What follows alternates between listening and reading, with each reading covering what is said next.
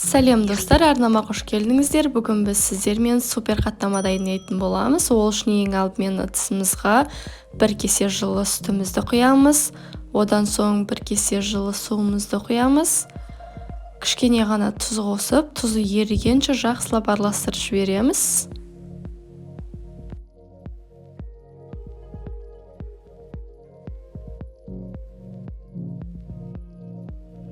Одан соң алдын ала дайындап қойған ұнымызды салып, қамырлейтін боламыз, жұмсақ етіп.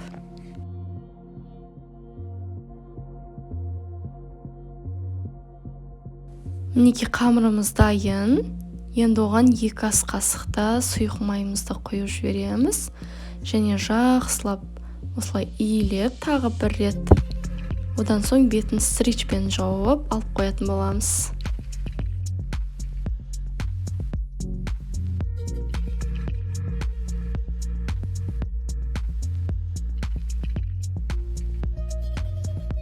Мінекей қамырымыз тынды 5-10 минут.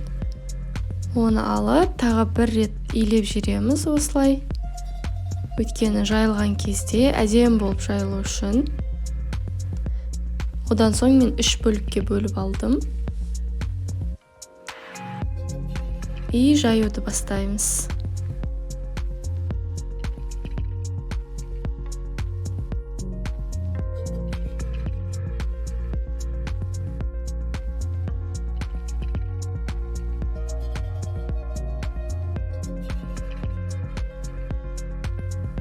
Егер сіздерге каналым ұнап жатқан болса, каналыма тіркеліп, басқа видеоларымды да қарап, лайк және комментарий қалдыруды ұмытпаңыздар.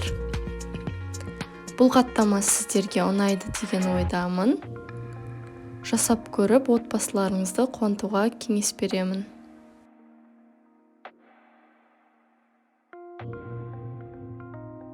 Мінекей жайып болдым. Енді оған ішіне майын құйып, менде бұл жерде қойдың майы. Жақсылап барлық жеріне бірдей теңдетіп жайып шығамыз. Және осылай басын қысып орап бастаймыз. Мінекей орап болдық. Енді тағы бір рет үстінен майымызды сүртіп шығып, орап шығамыз.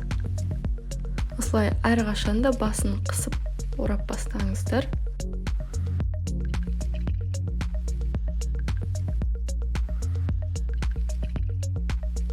Одан соң жақсылап жайып жіберіп, үстінен жұмыртқамызды жағып, күнжіт сеуіп жіберсеңіздер де болады, әдемі шығады.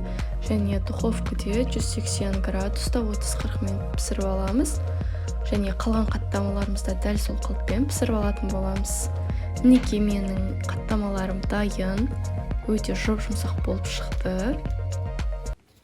Егер сіздерге видео ұнап жатқан болса, арнама тіркеліп, қоңырауша белгісін басып қойыңыздар. Лайк және комментарий қалдыруды ұмытпаңыздар. Назарларыңызға көп рахмет.